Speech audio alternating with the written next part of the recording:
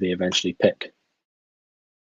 But now getting into transition from football into basketball, we'll be looking at what kind of changed between those last two games, these last week against USC and then against UCLA.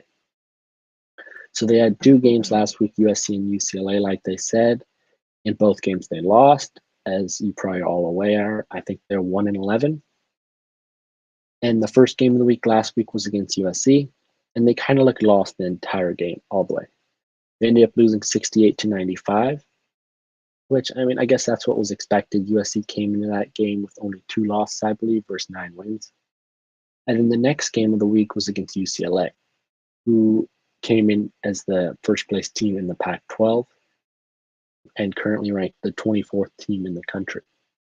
So, as you would expect, you would think another blowout's coming. However, shockingly, it didn't happen.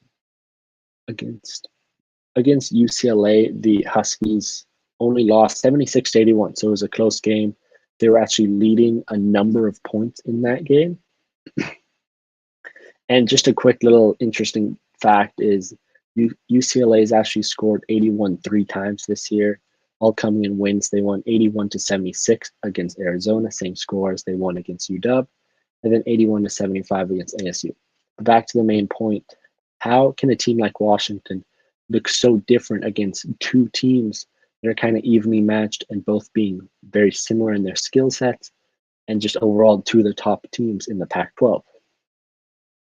Looking kind of into the stats from the games, the field goal percentage for the Huskies in their game against USC was 38%. Against UCLA, they shot 52%, so they shot much better. Their three-point percentage against USC was 39% compared to against UCLA, 44%. In both games, they had 30 rebounds, about 31 against USC and 30 against UCLA. And so overall, the stats kind of, their shooting percentage was slightly higher against UCLA, especially their field goal percentage jumping from 38% versus USC to 52% against UCLA.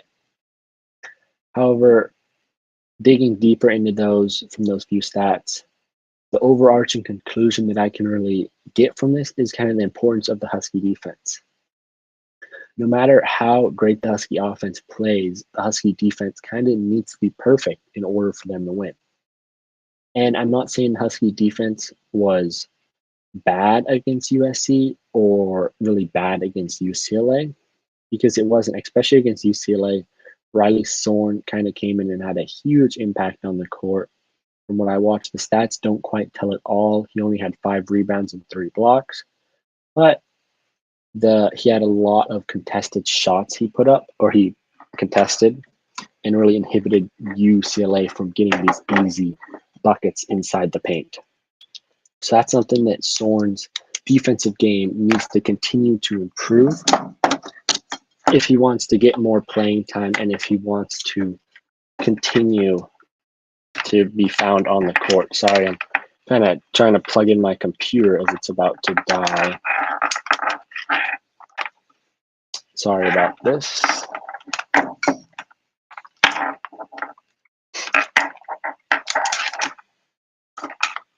Okay, so back to it. Sorn had a nice defensive game against UCLA, and Bay actually also against UCLA had a very nice game.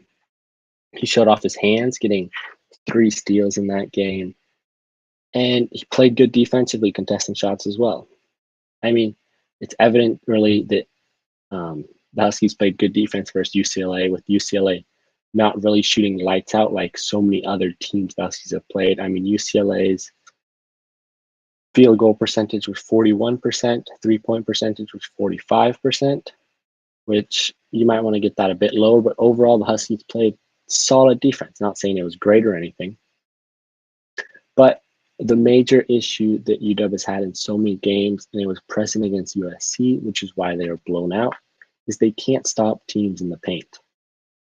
And in UCLA, they kind of did that. That's why the game was close, I'm saying, versus USC when they couldn't stop anyone in the paint. So getting kind of a paint presence is what's going to kind of impact the Huskies defense and help them keep these games close. and really just overall help them get these wins. It's not going to be their offense winning games. It's going to have to be their defense. And that's going to rely on Sorn and Nate Roberts in the paint.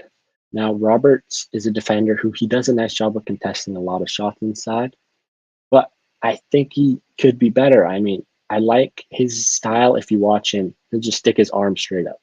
He never really jumps, which I think he's going to need to start doing because teams are able to shoot the ball if a player doesn't jump against them. It's not as hard of a shot. So Roberts has to start jumping. Just jump straight up and you still won't get called for the foul. That's something Roberts is going to have to improve at overall, because the Huskies just have to play perfect defense, or at least near perfection, if they want to finish out their defense and win, because as we see in all these close games, their defense crumbles in the end. Some games, they have great bursts on defense and they last longer, but some games, those don't sustain very long. Like against USC, their defense was atrocious for nearly the whole game. But in all the games they've played so far, the defense crumbles at the end, like they did against UCLA, like they did against Cal, like they did against Oregon. So really what's changed between those two games is defensive production. And I'm not saying it's effort or anything, because in both those games I watched, those Husky players really hustled on defense and it looked like they were trying their best. But USC simply overpowered the Huskies on the interior, which that brings me to a point about star players versus kind of great role players. UCLA had a bunch of great players, not one singular star. USC had a superstar in Evan Mobley, who the Huskies couldn't stop. UCLA's collective group of people, the Huskies were able to play just solid defense, just prototypical zone defense that they do, and they were able to slow down the majority of them.